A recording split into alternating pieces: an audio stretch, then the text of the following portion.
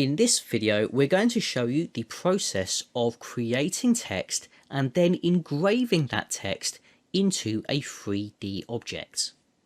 In our example scene here, we have a trophy with a base.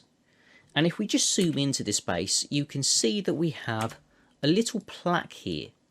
This is where we're going to be engraving our text. The first step here is of course going to be to create the text itself. So I'm going to go into object mode with the tab key, and I'm just going to reposition my 3D cursor because it's not in the correct position to start with. I'm going to go view. I'm just going to select by clicking and dragging all of these values for the 3D cursor's location and type in 0 and press enter. So that resets my 3D cursor. Now I'm going to go Shift and A, and I'm going to add a text object. So here we've got our text object. I'm going to hit the period key on my number pad to zoom into our text. And we now want to change our letters.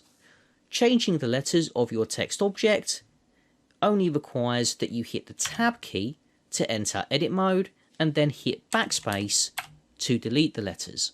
Now you can type in whatever you want for your project.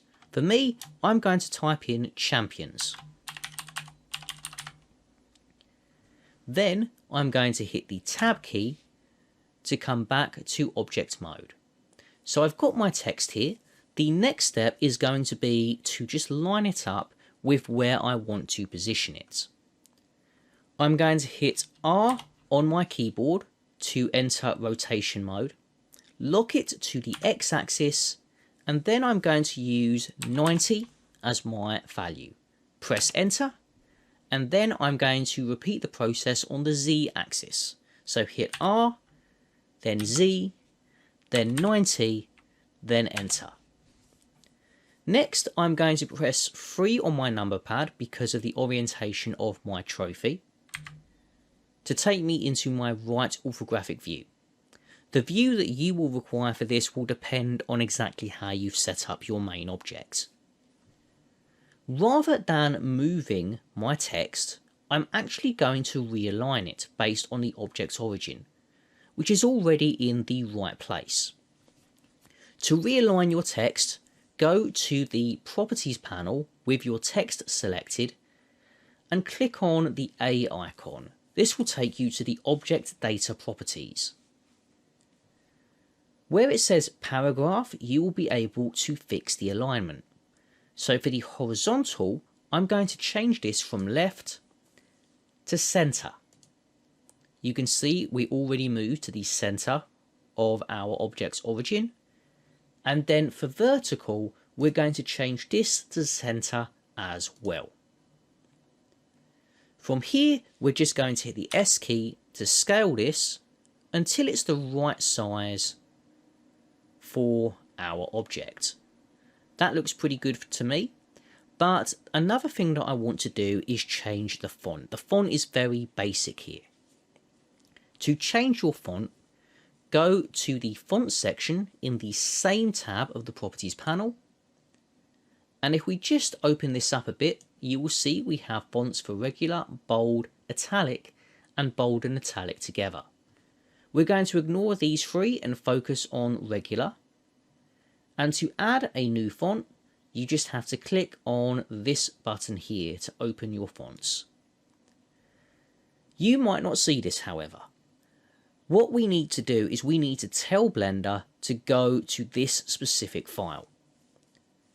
To do this, go Edit, Preferences, and then File Paths. You will probably be on Interface. Select File Paths towards the bottom.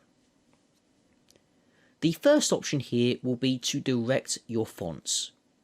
I've already set this up to go to my fonts folder on Windows. You would press on this button here, and then you would locate your fonts folder. So for me, I would go Windows here, then I would go to the Windows folder, and then I would locate my fonts, which is located here. Double click to open, and we now have the correct directory. click accept, and now whenever I use this option here to open my font, it's going to go to this location. I'm going to close my preferences panel, and I'm going to once again open up the font folder. And now I can choose any of these fonts. If you're on Windows, you'll have a lot of these fonts to choose from. For me, I've picked one out ahead of time. I'm going to go with Bell MT Regular. So I'm going to select it. You can see that we have selected this specific file here. And then I'm going to select Open Fonts. This changes the font of our text. If I were to unlink this by clicking on the X button, you can see it reverts back to the original default font. Now, because I've added this in, I don't need to reload it. I just need to come here to browse the ID data of my fonts. And you can see I've got my Bell MT Regular here. So left click, and it changes my font to Bell MT Regular. So we're almost there where we can look at actually engraving this text. The next step is going to be to convert it into a mesh object. Why? Because in order to engrave it, we need to use the Boolean modifier. The Boolean modifier only works with the mesh objects, not text objects. So we're going to go to Object, and then we're going to come down to Convert. So that's Object up at the top, Convert, and then we're going to select Mesh. This converts our text object into a mesh object. What we're also going to do is we're going to come to the operator panel down here, and if it looks like this, just left click to open it up and select Keep Original. This will allow us to keep the original text object, which I'm now going to left click in the outliner to select, hit G, then Y, and I'm just going to move it across, just so it's out of view. Now we have our mesh object to work with. Before moving on though, if we hit the Tab key and zoom in, you can see that the geometry for our letters is very messy. So we're going to want to clean this up as much as we can. There are many different ways of doing this, but the method I'm going to show you is to use the Decimate modifier first. So hit Tab to go into object mode, go to the modifiers tab with your text selected but your mesh text, add modifier, and then we're going to select Decimate. When I do that, nothing will change with the model because we're currently set to collapse with a full ratio. You can see the face count is set to 3,757. That's a lot of faces for a bit of text. Instead, we're going to use the planar option because we're using a 2D object. And without changing any of the settings, our face count goes all the way down to 13. That's much, much better. So we're just going to click on this arrow and then apply. Now, if we hit the Tab key to go into edit mode, you can see we have far fewer faces on our text geometry. What we can also do here is we can select all of our geometry. We can hit the M key and select merge by distance. This is useful if there are a lot of vertices that are perhaps too close together. So M, merge by distance, and we have to be careful about how much we increase this value.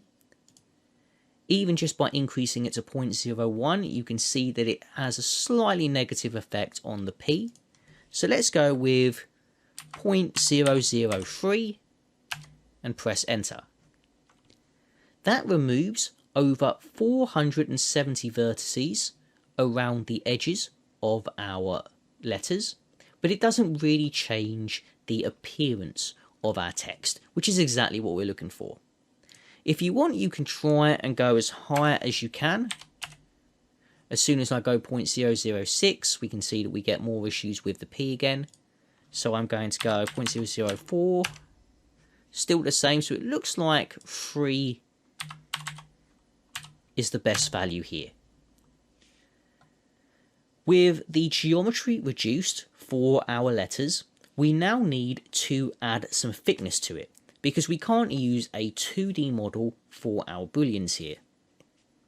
We're going to go back into object mode, add a modifier, and select solidify. I'm going to increase my thickness to a value of 0.02. The thickness itself doesn't really matter too much for what we're doing here, but 0.02 is just a good thickness value. And now what we're going to do is we're going to use our champion's text as a boolean. To do this, we need to position it so that it is just about inside of our trophy base. I'm going to hit G, then X to move it back to about here. Then I'm going to just zoom into my text and orbit my view. And at the moment, we can see it's actually inside of our object entirely, which we don't want.